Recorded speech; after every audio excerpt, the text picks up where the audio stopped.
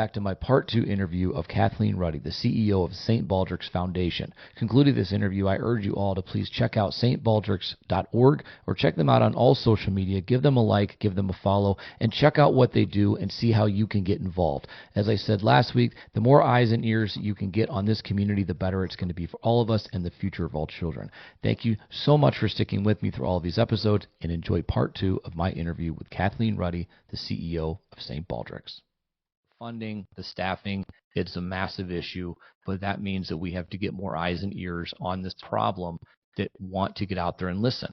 So, that kind of leads me into asking about, fundraising efforts for you over the course of your career for St. Baldricks.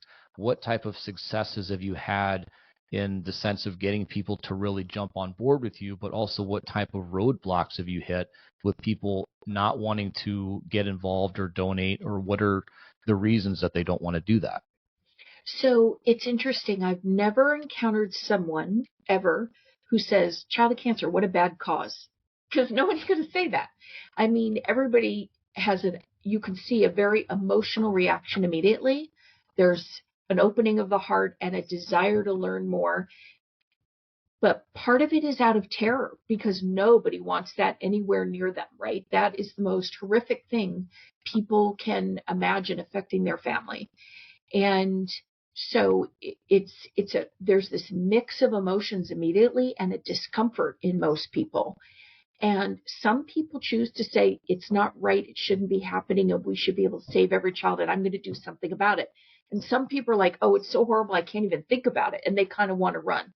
So there are, and I'm probably unfairly generalizing, but I would say most people fall into one of those two camps, and happily more fall into the former than the latter. But over the years, as I mentioned earlier, our signature program is our head shaving event. And I think why that's so powerful, Curtis, is because people get to undergo a transformation. If you go to a fundraising dinner or you do a run walk, maybe you feel a little better after the walk because you've had some exercise, but no one knows the next day that you did it. But if you shave your head, you become a walking billboard for the cause. And you get to educate people for a long time after the event of what you did and why. And you get to talk about kids and why they're fighting cancer and why they need help. And in addition to that, the person undergoing that transformation, they're experiencing now one aspect of what a child experiences when they're in treatment, because they lose their hair and it's a signal to the world, I'm sick. And so they're getting to see how people respond to a cancer patient. And they're walking in their shoes in that respect, not in all the treatment aspects, but certainly in some of the visual aspects. And so it's very transformative. And that has been, nothing we've ever done has been as powerful as that. Because I've seen some of the toughest people, like strong, stoic, whatever, just kind of melt because they're on stage and now they have this experience. They've lost their hair. They're watching a child with cancer watch them and is cheering for them. And they feel now responsible for that child and that child's survival. And they are. We all are. But they feel more authentic in the process because now they're making a sacrifice too. And granted, if they had hair when they started, they can recoup their hair. They know it's temporary, but it's powerful. So that for us has been huge. And I think I don't know of another fundraiser that gives people that opportunity to experience what a child does. Over the years, we've done a lot of other things. We certainly have people running marathons and, stair climbs and doing other types of events, or everything from bake sales to car washes to, you name it. And my feeling is that whatever you want to give, whatever you want to bring, kids with cancer need every ally they can get. And so all ideas are welcome here. And our job as a foundation is to figure out how to support that individual or that team of people who want to do something to help kids. In terms of people who have said no, I think we have many people who have said, and I would say, rather than people just saying flat out no, most people say, can I write a check, or can I give? Do you take credit cards? And they're more inclined to donate. And that's great, because we need that. And, we need the volunteers to get the donors. But if you don't have the donors, we can't fund the research. So it really is, it all comes down to dollars, and how do we get more dollars to this? And I think so many people labor under the impression that they have to be a millionaire to fund research. And while I only have a little bit of money to give, it's not going to be able to fund anything meaningful. Well, maybe your $5 isn't going to fund a whole project. But if we put it with someone else's $5 and someone else's, and it goes on and on and on, then all of a sudden we have money to fund projects, and we can move the needle. And that's really what St. Baldrick's has done, is we've given volunteers from all walks of life the opportunity to be the solution and to drive the cures. Our youngest volunteers have been 3 and 4 years old, who have participated in events, who've brought their piggy banks to events to turn in to help support research. And we've had grandparents in their 90s who've been participants and volunteers for us, and everybody in between. And literally, from school kids to firefighters to corporate CEOs to plumbers to soccer moms it is literally all walks of life throughout the country. And, we've grown. We've been pre-pandemic, we were in 31 countries, and we're growing back now. But I think it's a testament to once you show people a way to help, they want to. And I think people are hungry for meaning. I can't tell you how many times over the years people have said to me, boy, I'd love to come work for St. Baldrick's. I can't afford to come work for St. Baldrick's because you guys are nonprofit and you don't pay much and things like that. I can't afford to give up my job. I can't move, whatever. But people have said, this is the best thing I've ever done in my life. And others have said, this is the best thing I've ever done in my life, other than having my own children. I don't know a better endorsement. And I share that because I think anybody listening to your podcast wants to find a solution, and they are the solution. They don't have to go looking for it. They just have to decide what they want to do, because they are the solution. We all are. We all have a role to play. Yeah, absolutely. I know that, individually, I think talking to people in this community, or talking to people that are outside that don't have a direct connection, there are a lot that want to be there, and they want to help, and they want to find ways to enact that change on their own. We are in the process right now of writing an ambassador program for our organization, that we can have people from around the country helping to advocate for the cause and bring funds to us so that we can continue to do what we're doing. And that is something that has kind of been a labor of love for a while. And now that we have the time to do it, not everybody, like you said, can quit their job and focus on this. But I did. I walked away from 12 years of a government job so that I could focus on this nonprofit and on this advocacy, because it's about passion. It's not about a paycheck. And that's important, but it's about doing something that I feel like is going to make a difference in the world in a more positive light. And that, to me, makes more sense than any amount of dollars that can come my way. I want to make a positive change. And and you also mentioned that, someone that says, we can only, give $1 or $5, whatever. A lot of us saying that too here is that, but it adds up when 10 people do it, when 100 people do it. Then we put it together, and it's just like, we can go back to politics. Your vote matters, okay? Right. One isn't going to swing it the right way, but 100 people doing it is going to make a difference. So it's, but one roadblock that we've had, at least in trying to have, funding come to us when we're trying to run events, is that your mission doesn't align with our giving priorities.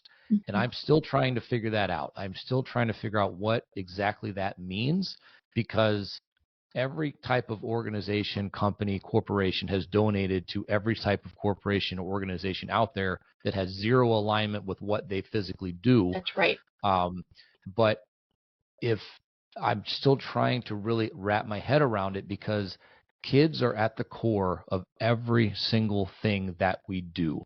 They create, they move into these jobs. They are going to become the welders and the technicians and the engineers and the subcontractors and the military person. They're going to become all of this. So when organizations tell me that, it's disheartening, because I wonder, what are we saying that's wrong, or what are we not getting across? Yes, childhood cancer is not something that anybody wants to talk about. We don't want to be a part of this community, but we're part of this family now. And I, for one, and my family will go scorched earth for everybody in this community now. And it's not something that you want to talk about. And so when you say that it's scary, I think people get scared off, and they're thinking, if it's attached to my name, if it's attached to my company, and I support it, whether it's a good cause or not, then I have to think about it. Then I have to wonder how bad it actually is. And it's not good. And we can talk about the numbers. And a lot of times when you go to DC, you really focus on U.S. numbers. You focus on what happens here. But globally, we're at 400,000 kids every year are diagnosed with this disease. That's right. And more and more every single year are dying. We're at 1,800 kids as a general number that we're losing every year. But I have this this beautiful list in front of me. Break it down in something that you can understand. Every 2 minutes that we're sitting here, another child is diagnosed. Another family hears those words: your child has cancer. That's and right. They're rocked to their core. And what do you do? What do you do moving forward? Most of us are put in a position that we don't understand. We don't know anybody in this community because it's not talked about unless you're part of it. You don't know anybody. You don't know how to lean. What do you do? And yet, in a high-income country like the United States, there are resources and there are places staffed and with treatments and brilliant researchers who will work with you, right? Once you find them, it's not an easy process to navigate, but there are resources here. And to your point, in a country like the U.S., a high-income country, 1 in 5 kids will not survive the first 5 years post-diagnosis. But it's exactly the reverse in developing countries, where only 1 of 5 will be alive 5 years from now. And so you think about how much more terrifying it is if you're a parent in the developing world. And let's say that research or that hospital, there might be 1 hospital in your entire country that can treat kids with cancer, and it's 4 days walk away, and you've got other kids at home. What are you going to do? The realities of cancer are devastating wherever they are. And yet we are at least fortunate that here there are resources that can be tapped. But it's true, it could be a lot easier to figure out how to do that and work that efficiently. We have, to that point, I'll share a little story with you. So years ago, we were trying to figure out how St. Baldrick's could play a role in the developing world. And since our mission is research, we can't go build hospitals. We don't have the kind of money to do that anywhere, let alone outside the U.S. But what role could we play that would be meaningful? And so we looked at our grant process, whereby our fellowships and our scholars, where we take young doctors and we train them to be researchers. We modeled from that an international scholar program, whereby we will take physicians can apply to come study in the U.S. under the guidance of an expert team that can train them how to run a pediatric oncology program. And they come to the U.S. for a few years. They get trained. And the condition is that they must return to their country of origin and build a pediatric oncology program there and do that work in that country. And the very first physician we funded was Dr. Joseph Lubega in Uganda. And he was the first pediatric oncologist trained for the entirety of Eastern Africa, not just for Uganda, but the entirety of Eastern Africa. And he has been so successful in his work that he now has trained almost 30 physicians to do that work for East Africa for 8 different countries. So from one grant, one strategic, effective grant, we have a ripple effect that is spreading throughout Eastern Africa, and that will allow more children to survive and grow up and live their destiny. And that really is the hope and the promise. But that would not have happened without the awareness that allowed us to recruit volunteers, and the volunteers who asked their friends to support them, and channeling those dollars to the right people and the people most equipped to make progress. And we've done that 1,819 times through that many grants, $342 million. But it all came from individuals giving and companies giving, in most cases, small amounts, what they could give. But it is moving the needle. It is making change. It is driving progress. But we need more help to do more of it. And I think every leader of every child of cancer organization, of every children's hospital, would say the exact same thing to you. Yeah, absolutely.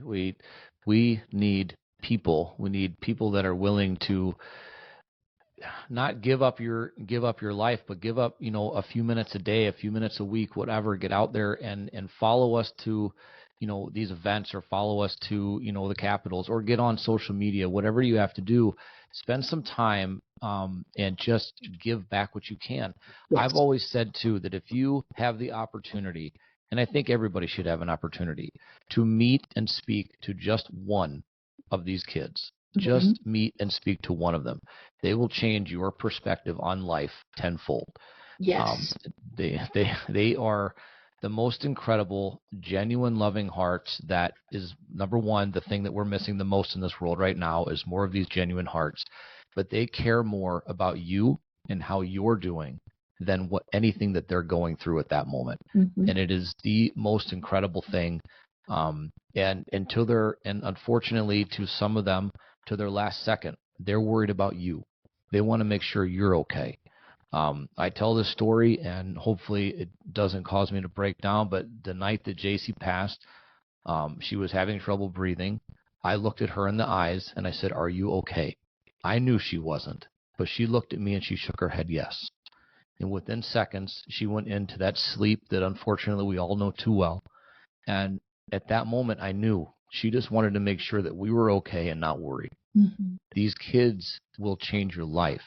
And if you give them the opportunity, they will make an impact on you that will be forever imprinted on you in a way that you cannot shake. And so it's not meant to guilt anybody into donating or volunteering. It's meant to make you understand just a small portion of what this community goes through and feels every single day. And therefore, getting involved, maybe it's just about good feeling, maybe it's just about karma points for you, but it makes a difference. Mm-hmm. $5, $10, your time is absolutely valuable to the just infinite degree. And so whether it's through us, whether it is through St. Baldricks, whether it's through any of these organizations, getting involved, finding out where you can make a change, it's going to be worth your while, I promise you. That's well said, Curtis. And this is not something that anybody wants to be a part. I don't think anybody woke up today and said, "I want to be, the part of a childhood cancer organization. No, it's not about not wanting to be part of these children's lives. That this is not something that you want to think about every day, but there is a fight here that needs to be fought, and it needs to be fought hard. And we need more and more people to listen to what we're saying and understanding that the unfortunate reality is that it can be you at any moment." Mm-hmm. We were not, it's very simple to say, but we were not cancer parents until the day we were. The day prior to this, no idea. assumed that it was something. Actually, we were told that it was something gastrointestinal for months, that it was something that was, give her laxatives, which we've heard the story over and over again. The way that the cancer presents itself can be very, very off to where it's actually creating the problems in the body. Mm-hmm. So it's gastrointestinal for 2 months, enough laxatives to put a horse down, making no difference. Mm-hmm. And then all of a sudden, one CT changes our life forever. And when you see 6 or 7 doctors and social workers walk into your room, your heart hits the floor. Because at that point, you know that it's something serious and something that you wish the WebMD was wrong about. And Google can be your best friend and your worst enemy. And you're told not to look this stuff up, but you're trying to figure out the worst. And my wife, unfortunately, is the pessimist in the relationship and the one that wants to see the worst side of it, or comes up with the worst outcome. And I fought it off until the words came out of the oncologist's mouth. And so many parents hear this every single day. Mm-hmm. And we talked about, one out of 5 that you're losing. And the unfortunate thing, I think, is that our government at this point in this amazing country treats it as acceptable loss to only lose 1 and save 4. But those 4 are also going to be dealing with side effects for the rest of their life due to the treatment that they're getting every single day. And that is a statistic that they do not share. You know what? You've said several important things in this conversation that I think we should really highlight here. You are so right, Curtis, because children's bodies and minds are still developing. So when you cut something out, you radiate a part of their body, or you poison it through chemotherapy, you are doing lifelong damage in that process. You may get your child to survive, but it's going to come at a price. And what we want is to have more humane treatments that leave the child whole with all of their abilities intact and not a compromised future. When you treat a child, and maybe a child gets radiation to the brain for a brain tumor, and maybe they survive the brain tumor, but if they can never cross the street safely on their own, what quality of life are you giving that child for the duration of their life? And that is decades of impact and decades of cost, if you will, that the child's going to have to live with and create workarounds and figure out how to go through life safely. And when you hear about children coming out of treatment and being infertile, having stunted growth, heart disease, having second and third cancers, brain damage, hearing and vision loss, and a host of other things, we can do better, and we should be doing better. And so it's not just about getting kids to survive, but allowing them to survive and thrive and having that good quality life. And another thing you said earlier that I wanted to touch upon was the comment about rare. And I feel like physicians and scientists live in this world of precision where they're still in a process of discovery and they don't have all the answers, and that's why they're studying something, but they feel like they have to be as precise as possible as they can be at every moment. So they'll say things like, oh, childhood cancer is rare. Well, that only means compared to other diseases. It does not mean that it's rare in society. It means it's a comparative term compared to other diseases, or it's more rare than adult cancers, but it doesn't mean it's rare among kids. And I'll tell you, I grew up at a time where I was kind of blissfully unaware that kids got cancer. And how lucky was I that I didn't know that as a child. But here's what's amazing. As an adult, I found out that one of my friends who I grew up with, who I just thought was born without a second kidney, she lost that kidney to Wilms tumor as a very young child before she moved to our neighborhood. So I didn't know that the cause was cancer. She was fortunate to survive her cancer, but childhood cancer was in my orbit. I just didn't know it. And as an adult, I also found out that one of my distant cousins had cancer. So I didn't know that until I was an adult. And so, if you start looking, you will find that it's far more prevalent than you initially believed. and it's much closer to you than you realize. And far more kids, 1 in 330 Americans is a child of cancer survivor. And so if you go anywhere, you could be in Costco, and how many people are in Costco at any given time? And you think about that, and it brings it closer to home. If you start visualizing, how prevalent something is, you realize it isn't rare. It's just maybe more rare than some other diseases. And, because there's 100 types of pediatric cancers, if you glom them all together and counted them, that's a big group of people. And I think we do ourselves a disservice by saying that without the context to explain it, because it gives people permission to ignore it. They kind of say, oh, rare, that means it's not a big problem. I can ignore this one and go on to something else. And we don't need to do ourselves that disservice. We don't need to do the kids that disservice by giving people permission to move on. Yeah, no, absolutely. That, I think, growing up as a kid, we've all done something stupid, ended up in the hospital, or you had to visit somebody in the hospital. And how many of us knew that, like in Milwaukee, 7 floors up, there's a floor of children fighting for their lives up there with the worst disease ever. Growing up and seeing the famous commercial on TV that we all know, and thinking that's the worst in the world. I can't even imagine what those people are going through, and all of this. And I hope it's nothing you have to worry about, because bad things don't happen to me. And then you become that family, you become that person, and then you're on that 7th floor wondering if anybody below even knows you're there.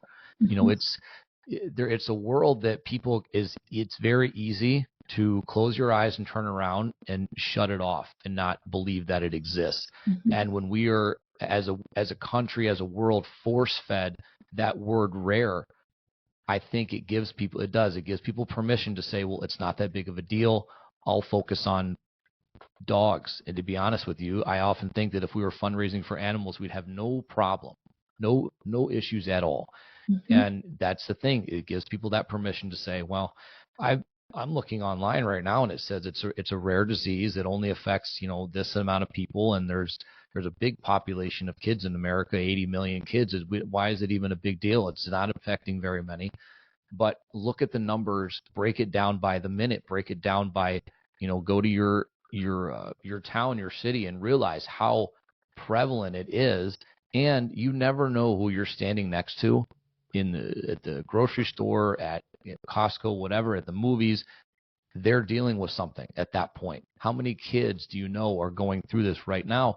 How many kids are in their classroom and their class doesn't even know? Mm-hmm. There are some types of cancer treatments that do not cause you to lose your hair. Right. So therefore, there's no visual image of what's going on. Right. How do you know? It's rare because you're told that it is. It's rare because there's a Rare Diseases Act out there that puts a certain number on it, and if it doesn't affect enough people, then that's why it's rare. It's not rare to us. It's not rare to organizations that look at it every single day, and any one of them, and you can look up the numbers. It's not rare, and it's the number one killer by disease of children. The number one. Mm-hmm. It beats out they break it down by the number one killer based on other factors, but by disease, it is cancer. That's to right. me, that rare word just needs to go away, mm-hmm. because it gives people an excuse, an out. That's exactly right. So that's something that we need to fix. Well, everybody has a role to play, and everybody can be part of the answer to cancer. Absolutely.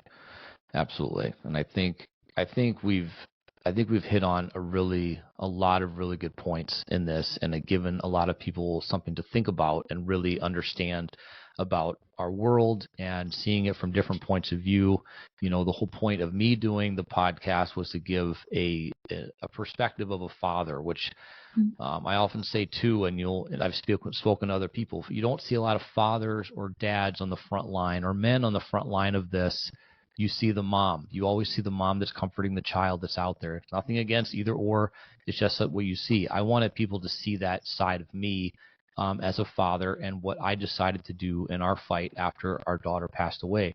And being able to now come together with other organizations and families is a way to spread awareness, but also give everybody a different insight on how it's seen and how we fight from different angles and what we do every single day. It's no matter where you choose to support pediatric cancer awareness or research, funding, advocacy, there are so many avenues that you can do it. All you've got to do is look, and all you've got to do is reach out. So talk about some ways that people can reach out and work with St. Baldricks to help bring this awareness to the community. Well, thank you for that opportunity. I would say first, we want people to learn more about the diseases. They should come to stbaldricks.org. That's stbaldricks.org. And sign up to get our emails, start following, start reading information on the website. Look for ways under the Get Involved tab. Look for ways that interest you. Every one of the events that we host across the country is organized by a local committee of volunteers. And so our job as staff is to just equip our volunteers with information, with tools, with promotional materials and coaching. But it's the volunteers' accomplishment in their community to go out and organize events and be the Pied Pipers that bring more people in and extend the invitation to be part of the solution. And there are so many different roles that people can play. If it's at one of our head shaving events, as a shavee is one of the obvious roles, or a volunteer helping to produce the event. We need people to do social media. We need people to talk to traditional media. We need people to be liaisons between families of kids with cancer and the community. We need people to work with the researchers at the local hospitals and invite them to the events to speak and talk about how an event like that supports their work. We need people to be the leader of the event and to organize it all and be the person delegating and finding the right people for the right role. We need people to collect the donations at the events and then send them in so the money gets to where it's supposed to be. So we have so many roles. We need professional barbers and hairstylists to do the shaving, so everybody goes home looking good and with their ears intact and so forth.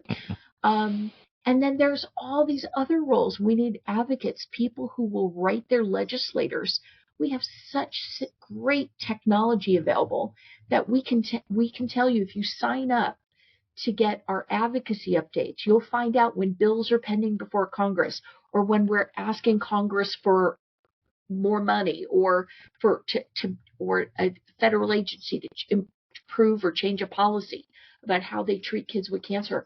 And we will send you the draft message, and we have a tool that allows you with just a couple of clicks, send that message off to your legislators so that you don't really have to do any work, but they see that more and more people in their districts or in their state care about the cause and can do it.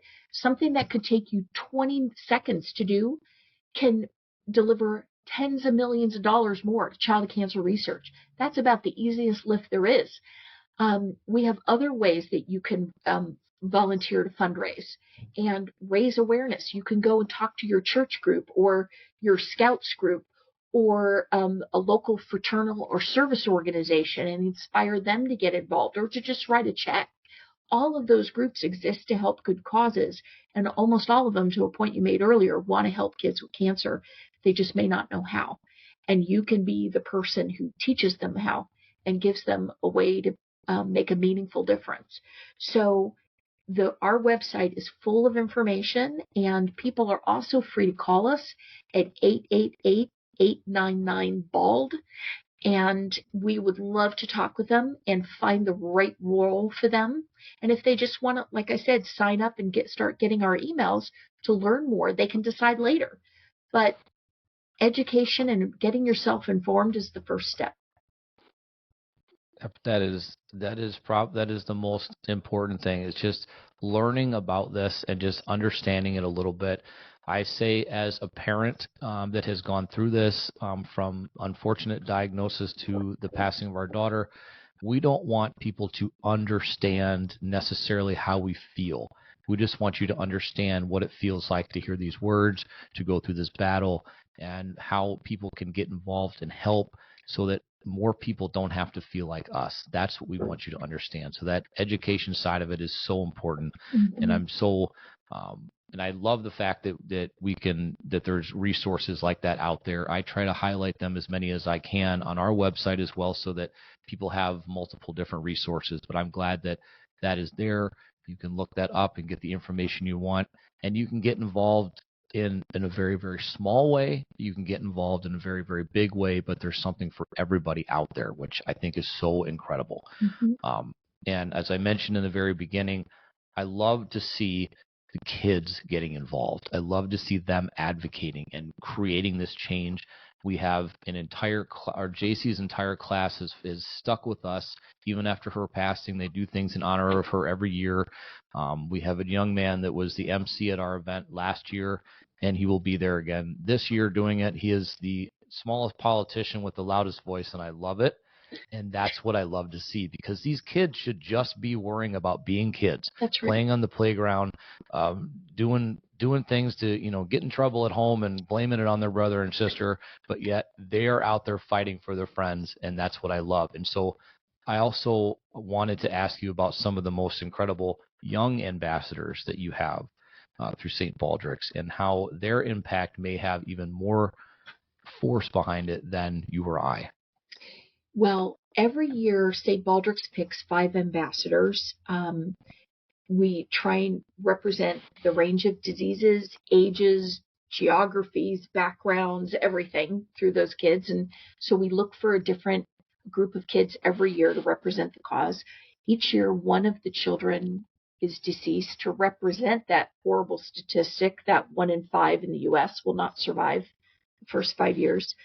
And because we need people to understand the reality. Not every child has a happy ending, or the ending we wanted for them. And so we need to draw that out. And the kids are such wonderful spokespeople for the cause, because they can describe it they're very insightful and knowledgeable, as you said, about their disease, but they're also very good at making it simple and easy for us to understand. They are great teachers if we allow them to be. And it's very hard to argue with someone who's living it. And it's very hard to turn away from someone in need who's saying, just help my friends. And they know that because research is a long, deliberative, painstakingly slow process, what we fund today may not help the child in the fight today, but it's helping the child of tomorrow. And so, well, it may help the child today, but it's more likely to help the child of tomorrow, I should say. So they know that they're paying it forward, and they're trying to help the next kids following them. And so if they're looking after other kids when it's not their job to do that in childhood, then we should certainly be doing it for them. Absolutely. Absolutely. The respect that they not deserve but demand is incredible. And I am so honored to have met so many of them already. So many of these children, and what they've accomplished is incredible. And I love to work alongside of them, because again, they have that force and impact behind them that you're not going to get out of any adult. We can yell and we can scream and we can drive to the capitals, but if we bring them along, they're the ones that are making the impact in the speeches and causing heads to turn and thinking, did that just come out of that 6-year-old over there? Did that come out of his mouth? It's incredible. So I'm actually looking forward to it. I know that I will have an opportunity to interview one of your ambassadors soon, and that I'm excited about that, because it's just a story. It's just that ability to speak that I love to see. And they're taking that time when they should just be being kids and be doing stupid things like we did, and they're using it to talk about their stories or fight for their friends. And I love that. So I'm excited to hear, and I hope more children want to get involved in this and make this, a passion right now, that they can make a real change at such a young age.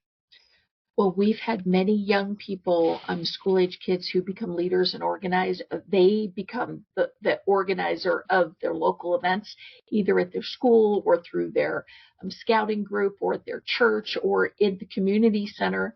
And we love to help. I always say, besides the research that we're funding, I'm most proud of the young people who are learning that they can solve problems now and that they can change the world for the better. And they truly are. So I hope you will be that Pied Piper, and thank you for the work you're doing to help bring more kids to this cause too. Absolutely. Like I said before, they will change your life. They will create an imprint on you that there's nothing that will ever wash away. And to be able to have met so many incredible children in this battle that are either fighting now, some of them unfortunately have laid their swords down, but their families are close to our hearts, and we fight for them every day to keep that memory alive. And for these kids that are still fighting, they have their bell ringings. We just had one that did it last week, rang his bell. Another one has just finished his chemo last week, and he's moving on to maintenance. And we're so excited to be able to share their stories and to be alongside of them for those major victories and accomplishments that unfortunately a lot of people don't like to share with families like us, because they feel like, well, we feel guilty because we're sharing these types of victories with you. And I had a conversation with a mom last week, and I said, it breaks my heart to hear you say that, because I want to hear those victories. I want to hear you being proud of what your son has done and what your child has done. Yes, it sucks. There's no other way to put it that JC's not here with us. But to see other people succeeding and having that impact shouldn't be taken away because of what we went through. So please share your stories. Please share your victories, and please don't hide it because you're afraid or because you have that guilt. I know survivor's guilt is a real thing, but it's really, I want to say it's not necessary. We truly do. We love seeing your victories and your successes. Unfortunately, it's not for everybody, but we're here for you and we're fighting for you. That's beautiful. And I think more families need to hear that. More survivors need to hear it as well. And thank you very much for interviewing our ambassadors. And I think your audience will be enriched by that conversation. I don't doubt it one bit. I'm looking forward to it. I'm excited about it. I think it'll be an incredible thing. So I'm definitely something that's going to be very, very hyped up, because I'm definitely I want to hear them speak and let them kind of go at their own pace and make me look like, what am I doing with my life? Because you're speaking way too great and at a young age, and at that age I don't know. No, I don't even want to talk about it. But definitely not putting passion into words like that, and in being an incredible human at such a young age. And that's something that we are definitely lacking in this world right now. And I'm so excited to have them just be the next generation of speakers and world changers. Well said. So with that being said, I would ask if you have any words of advice for people that are looking to either get involved with an organization like St. Baldricks or start their own organizations for change and moving forward, what they can do to help or how they can get started. What would be the best way? Well, I think what you said a moment ago about start by getting informed is really important, because there are several thousand organizations that exist on paper, according to the IRS, and those organizations are dedicated to pediatric cancer needs, not just research, but other things too. But the vast majority of them are now defunct because people have not learned how to keep them going. And beyond the initial immediate time of their child's treatment or their passing. And so not everybody has the ability to sustain that organization. So you might be more effective in the long term by finding an organization that does what you want to do and joining them, so you don't have to replicate all the costs of starting up a foundation, of learning how to administer it, of doing all the tax receipts and all the dealing with insurance and all the other things that are involved in running a nonprofit. That a nonprofit has the same requirements as a business, and it's a huge amount of work and it's expensive.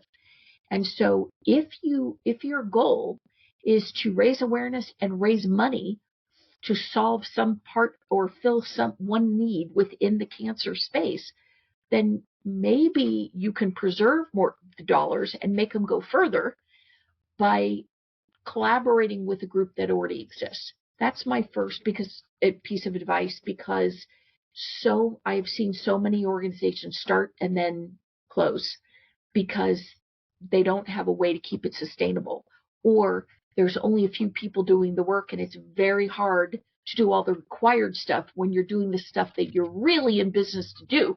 You really want to solve the mission or serve the mission.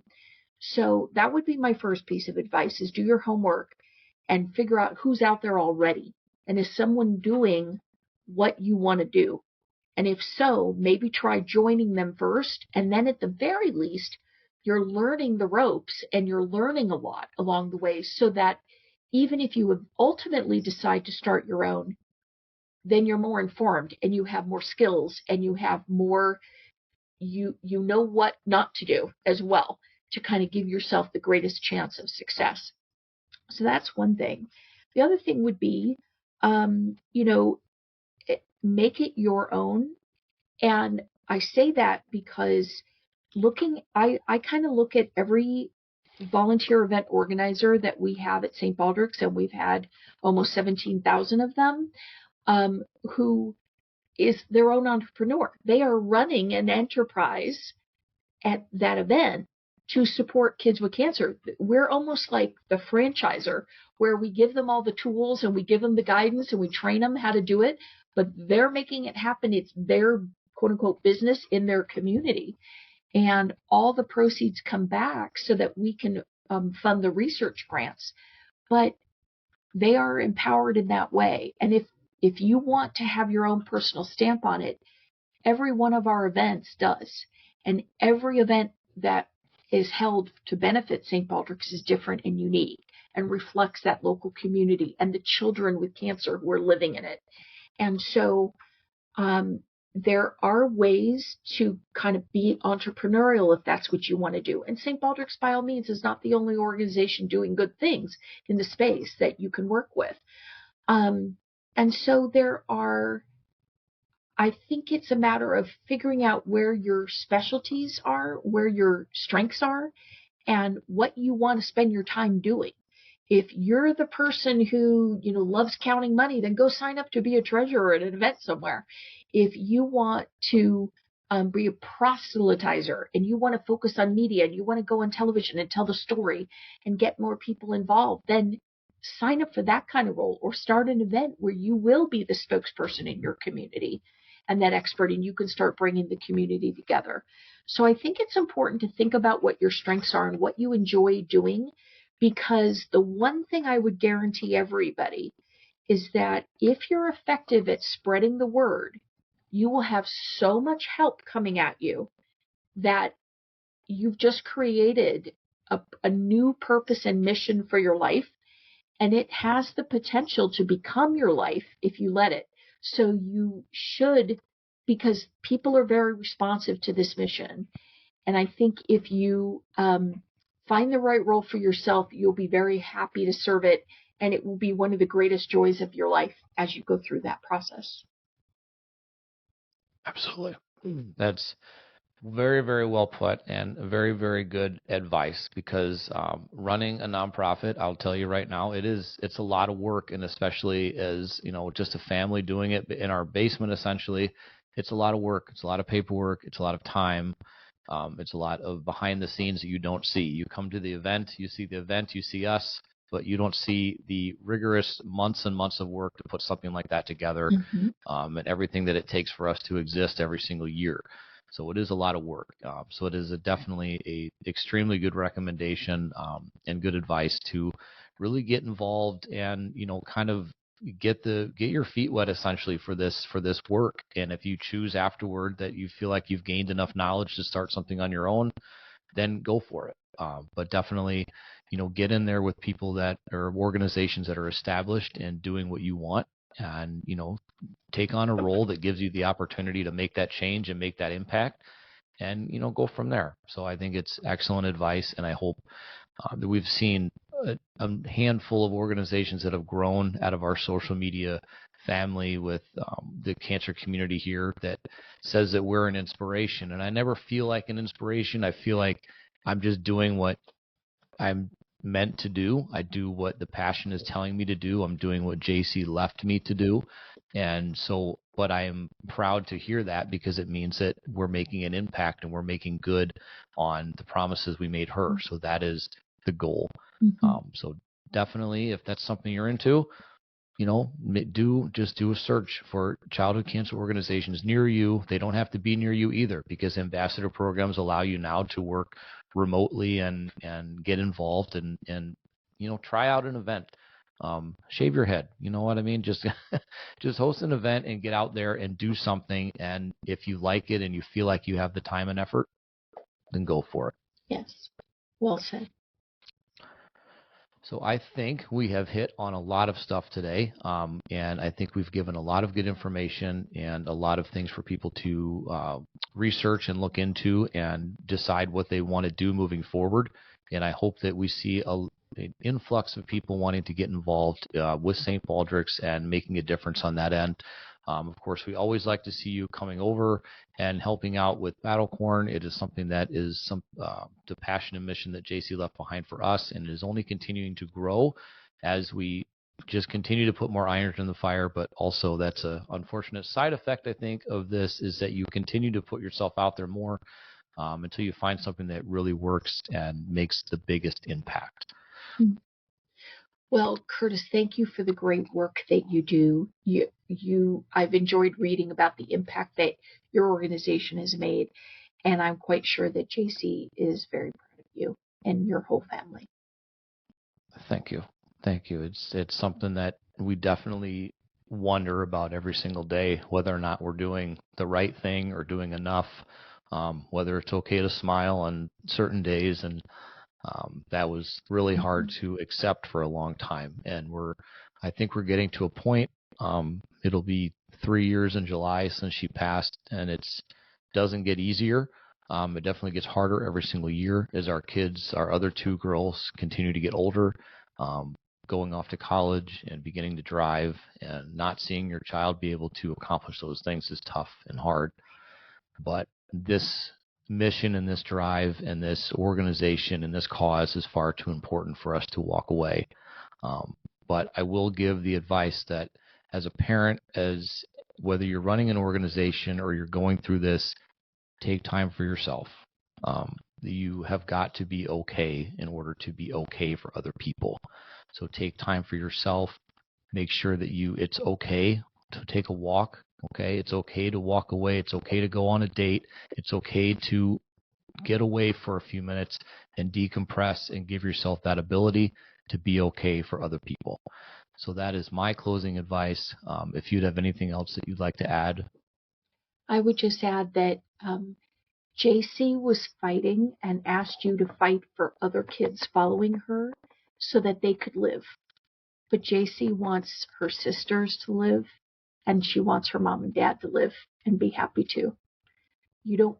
Nobody wants to live an unhappy life. JC definitely wanted you to have happiness and joy in your life.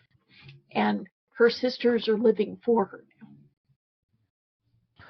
They absolutely are. And we are so incredibly proud of them and what they've done to carry on with her memory and keep her alive with them every single day.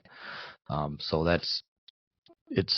we can go on for hours and hours about what I feel like they're doing and accomplishing, but they are definitely making us proud and making sure that JC is not forgotten and that she is part of our lives every single day. Mm-hmm. And we just try to live for her the way that she would have wanted us to live, because she demanded that smile and that sunshine that she brought to the room, and we are damn sure going to give it to her every single day.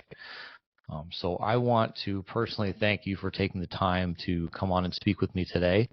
I think this has been an incredible conversation and gives people a lot of information and a lot of insight into different worlds that we both live in. And once again, it's been incredible, and I can't thank you enough for taking the time. Thank you, Curtis. It's been an honor. Thank you very much. And we will, so again, it's stbaldricks.org. You can check out all of their information, become educated, get involved, sign up for the email, and start small and do something big. We've all got 5 minutes on our hands, and it's all it takes to get that information, just enough to understand what it can take to make a big difference. So thank you once again, and everybody, we will see you all next week.